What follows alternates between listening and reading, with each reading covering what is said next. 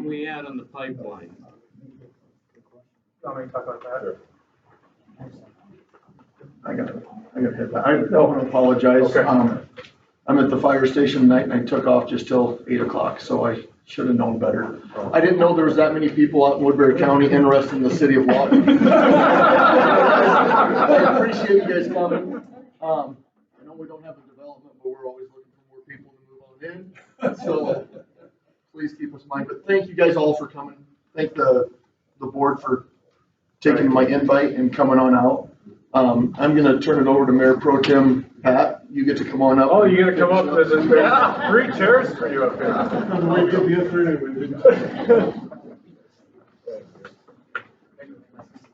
Okay, so I kind of start at the beginning as far as what the county's done so far, if that's okay, and then kind of update as far as where things are at. So, as we know, Navigator and Summit wanted to run a pipeline through Woodbury County. Navigator has since dropped their line.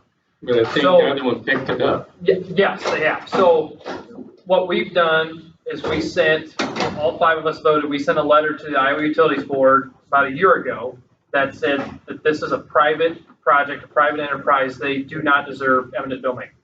So we made it very clear where we stood. We talked about that we would stand on the rights of our property owners. The eminent domain for this type of project is just simply not okay. So then, I had attended some of the rallies and meetings that they've had across the state and locally as far as landowner groups and with other legislators as far as how they're combating this in the legislature. Navigator had some setbacks in South Dakota, North Dakota, as well as Summit. So Navigator has since dropped. Summit has picked those up. There was a bill in South Dakota that's helped Summit as far as taking away local control from county governments. We still have an unanswered question here in Iowa. What rights do the counties have to regulate pipelines? Audubon County and Story County tried to do it. They are currently in litigation. They keep appealing, but they keep losing, where the judges have said, no, you do not have a right you don't have a right to control the setbacks or whatever on these pipelines. Yet the feds have said that this is a state or county issue to regulate them. So there is a lot of confusion across the country as far as who is in charge of regulating this stuff. Last year in the state legislature, there was a bill that would have required for eminent domain for private use to reach a 90% threshold of voluntary easements. It passed the House, failed in the Senate. Okay, now where are we at? Currently in the legislature, some of you in here know, because I know you're dealing with the pipeline, the House passed a bill here several weeks ago that would require a judicial review of any eminent domain in front of a judge. So you'd have to, if you're an enterprise, public or private, you'd have to go in front of a judge, plead your case as to, is this a constitutional use of eminent domain? The judge would decide yes or no. Let's say in the scenario that it's a yes, then they could go to the Iowa Utilities Board, go through the permitting process, and the Iowa Utilities Board could either grant eminent domain or still deny it. But they couldn't grant it until a judge has signed off on it. It's currently trying to be worked through committee in the Senate, and we've had some great people from Woodbury County that are dedicating a lot of time down there on their own dime to try to get this through. Whether it does or not, I don't know.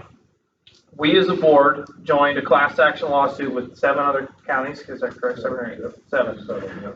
Saying that we believe that it's our constitutional authority to be able to regulate these within our county. And so we've joined these other counties. So we are doing what we can, but at this time it is still very muddy as far as, is this a county rights issue, is this a state issue, or is this a federal issue? And we all thought the Iowa Utilities Board would have some sort of ruling out in January, then it was kind of pushed back to February, and now we're halfway through April and we still haven't heard anything. And I almost wonder if they're waiting for the legislature to do something still in session before they finally rule on what they're going to do. And the goal of that joint litigation with other counties is to, if it is going to be forced upon us, to also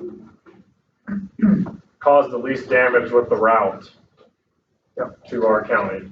Well, somebody needs to decide whether it's a public utility or not. Well, and to that point, the governor appoints the people that decide that. They're basically eminent domain Supreme Court. And as far as what you can do, another thing we discussed when the legislators came to the county courthouse for our roundtables is, where's this at? And it's almost like we knew more about it than they did, which is ridiculous.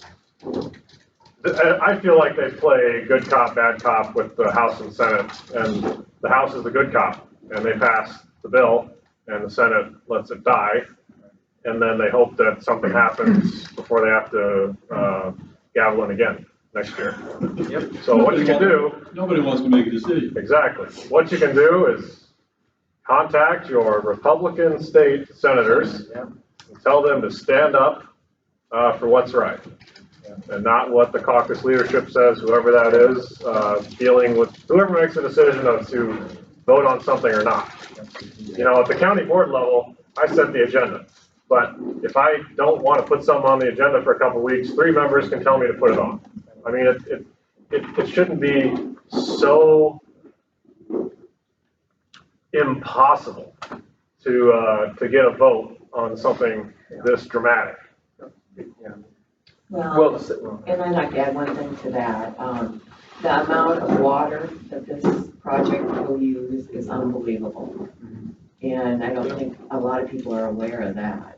But for them to take that CO2 and liquefy it is, you know, we can't buy right now. No, I read the numbers on the water use just the other day, and I couldn't believe it either. Right, It was very scary. It's more than irrigation units would use. And we don't even have any irrigation. Well, the water that's carbon would use is more than all farmers in Iowa will use in 1 year. Yeah. They put out those numbers.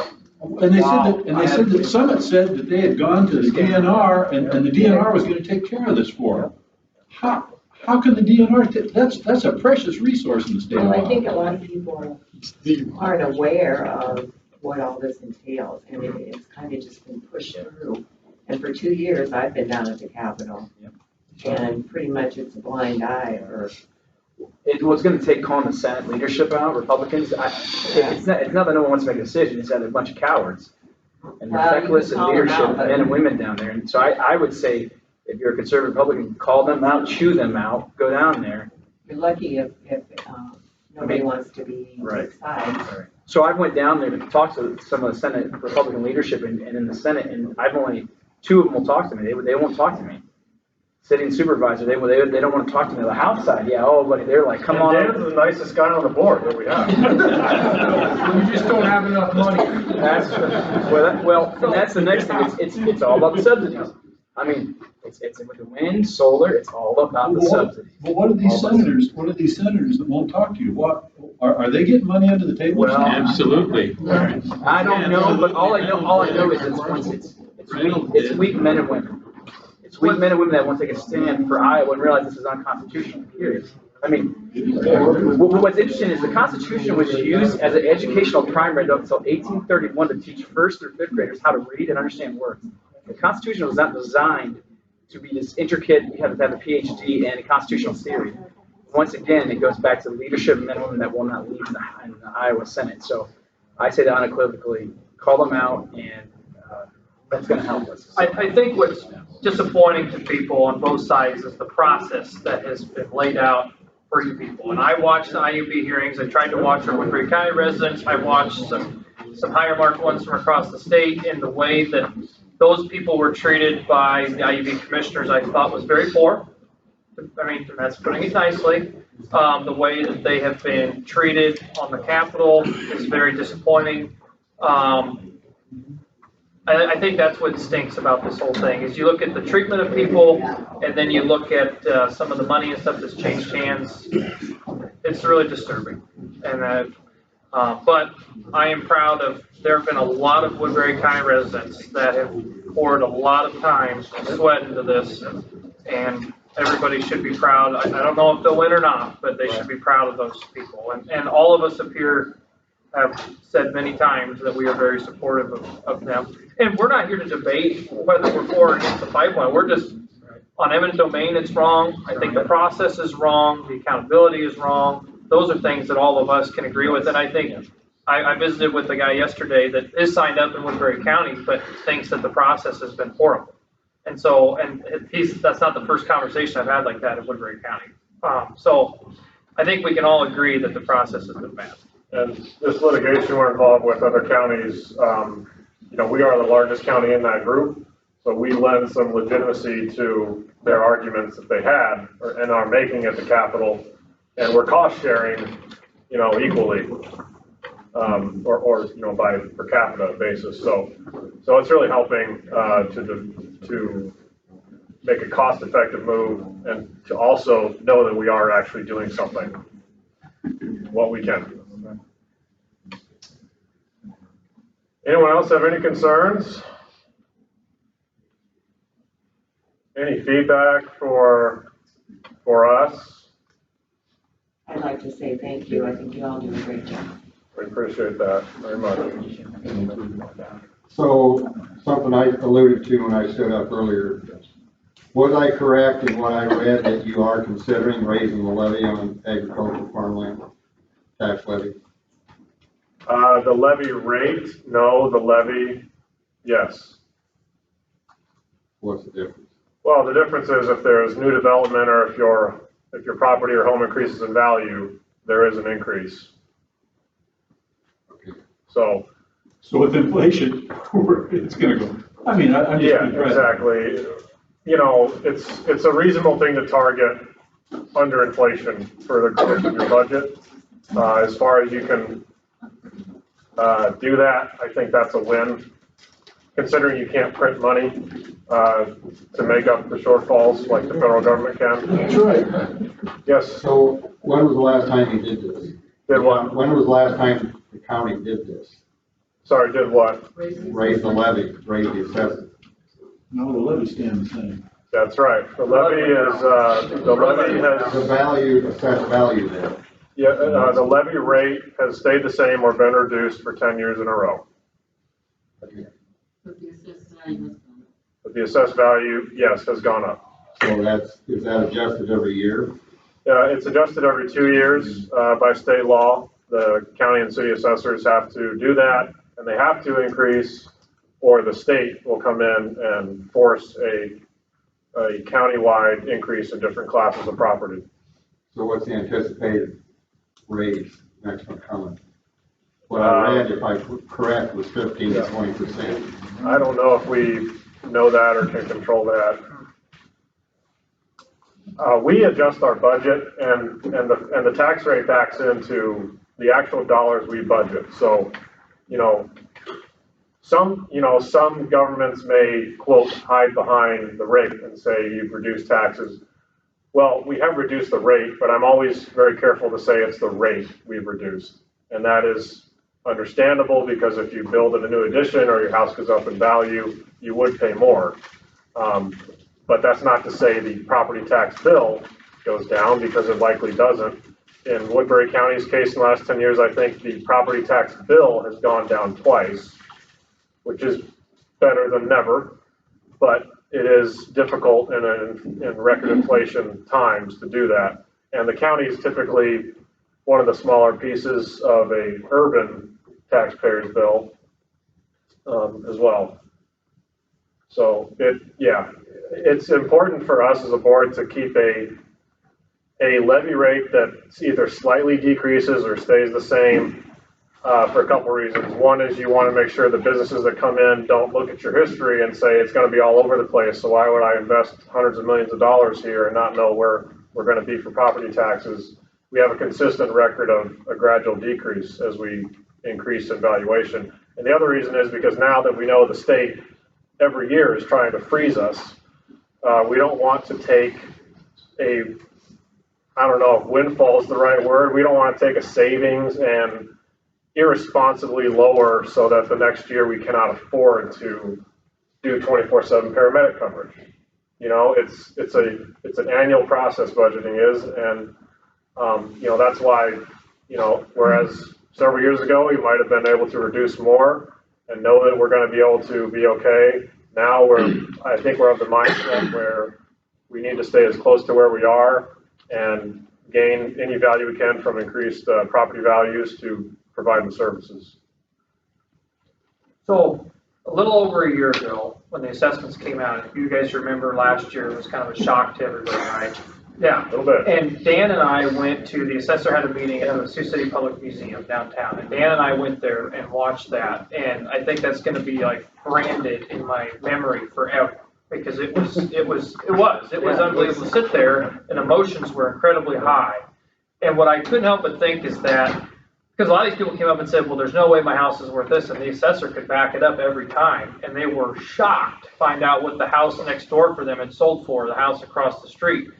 But to me, the problem with all this was not what their houses were worth, it's that people's incomes are not keeping up with the inflation on their things like their cars, on their homes. And so there were people there your age, Jim, that I felt like, they felt like they'd lived in their house for 30, 40 years, and all of a sudden they felt like they couldn't afford it anymore. And I think that's a problem nationwide, that wages have not kept up anywhere close to what the cost of goods are. And I know when I moved in your neighborhood 4 years ago, my parents thought I was absolutely nuts for what I paid for that place. And I thought I had a bargain. So there is a generational divide, because no one at your age has even seen inflation like this, and it's so hard to comprehend, but wages have not kept up. And I just think it's a huge issue across this whole country. I think that's why we have crime issues. I think that's why we have a whole slew of issues, is it's really hard for people to make a living. Well, some of us that are old enough did see inflation like that in the 80s. And you guys wouldn't have ever seen it, but I saw it in the 70s until Reagan broke us, then it went to zero, and then we saw inflation again. My dad bought a 1066 in 1971 for $7,000, and in 1980 with 7,000 hours on it, it was worth 10,000. That's inflation. And in 81, it was worth about 2,000 because we were broke. Everybody. And I think we may be headed back there. I do too. Unfortunately. Scares the hell out of me. So I want these windmills to save my farm, but then on the backside, if it's gonna be worth zero, maybe I should just sell it and go to Mexico or someplace.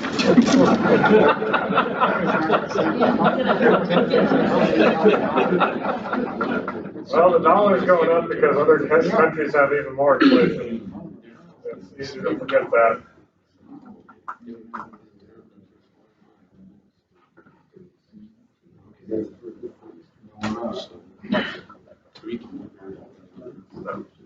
See you guys. Anything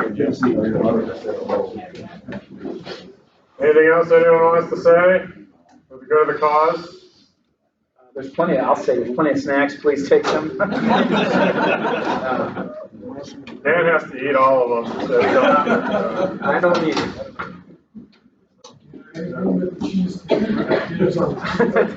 Dad, it's yours, take it home to the family, man, it's all yours. thank you, everybody. You guys. It's good to see you.